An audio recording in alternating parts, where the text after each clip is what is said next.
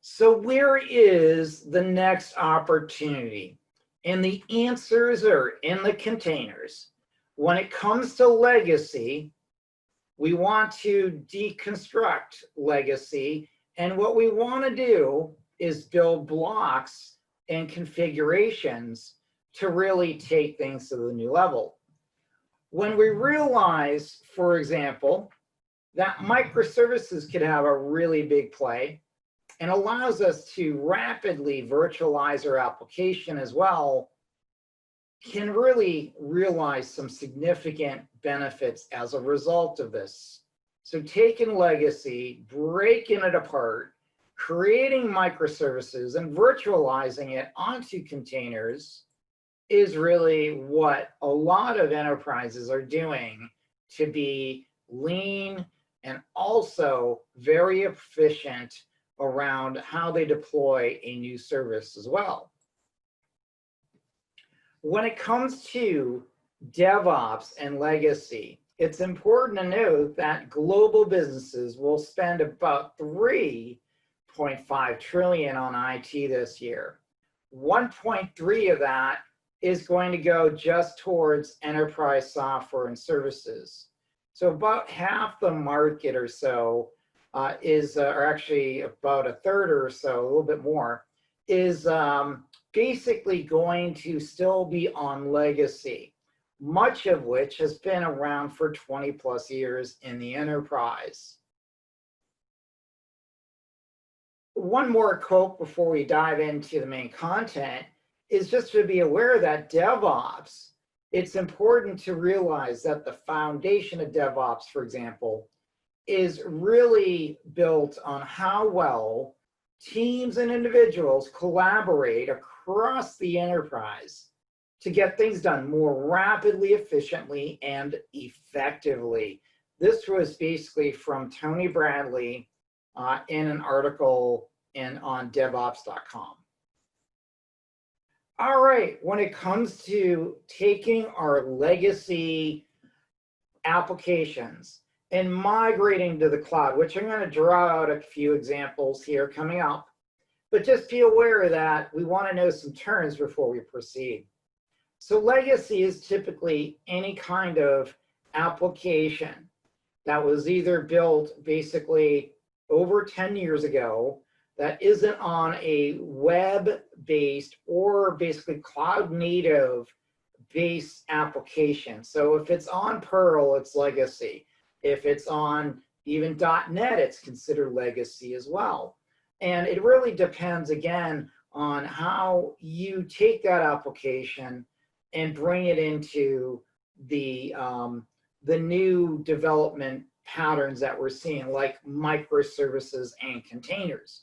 So if you have an application that is fully integrated together, but it's not microservices, that's also considered a legacy app, because it's all about creating efficiencies and creating basically rapid development environments and collaborating between development and operations.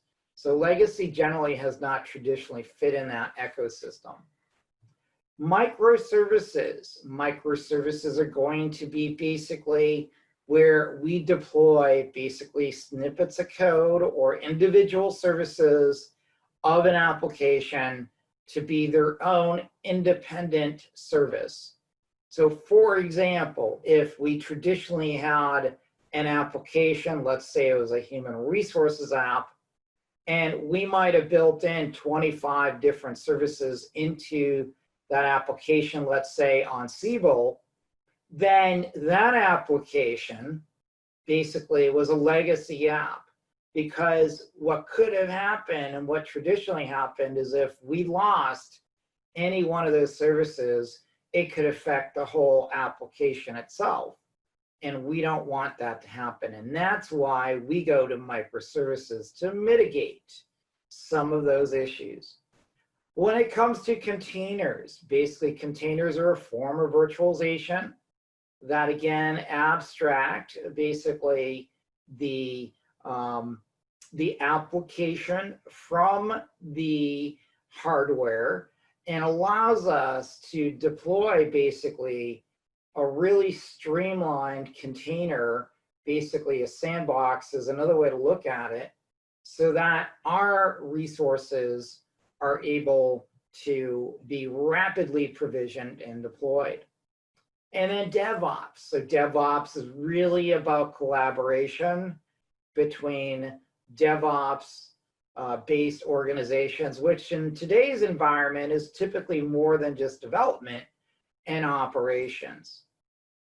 Now, DevOps is basically, again, was actually coined I think in 2009 or so, where the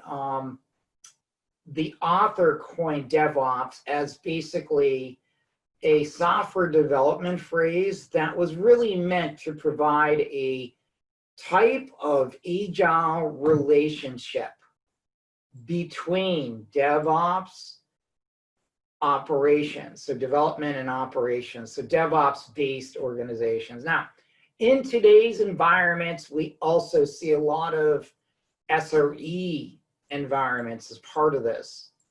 And that's also important to note. Site recovery is part of DevOps in a lot of cases. So the goal of DevOps is to change and improve the relationship between advocating better communication and collaboration between the business units.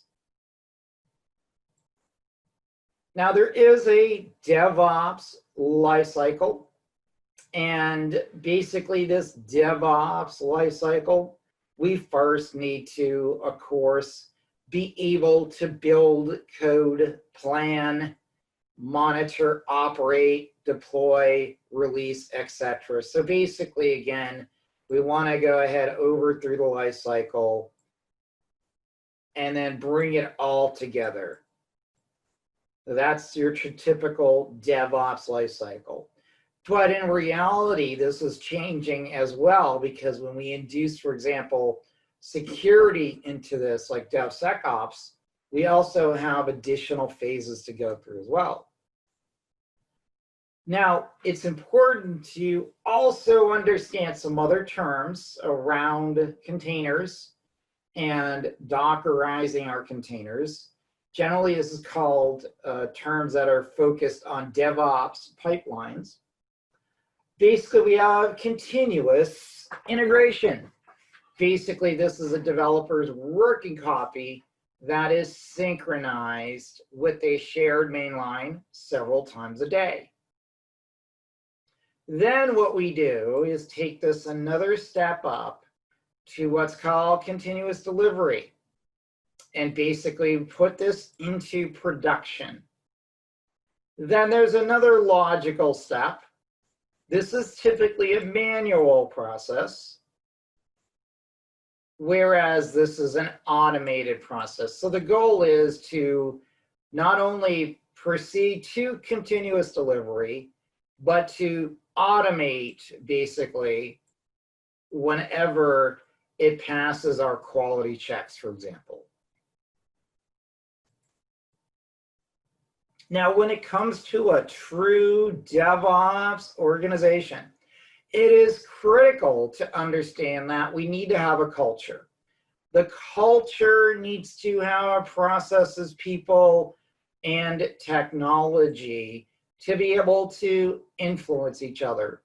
For example, we need to have planning as part of our process. We need to have testing, quality assurance.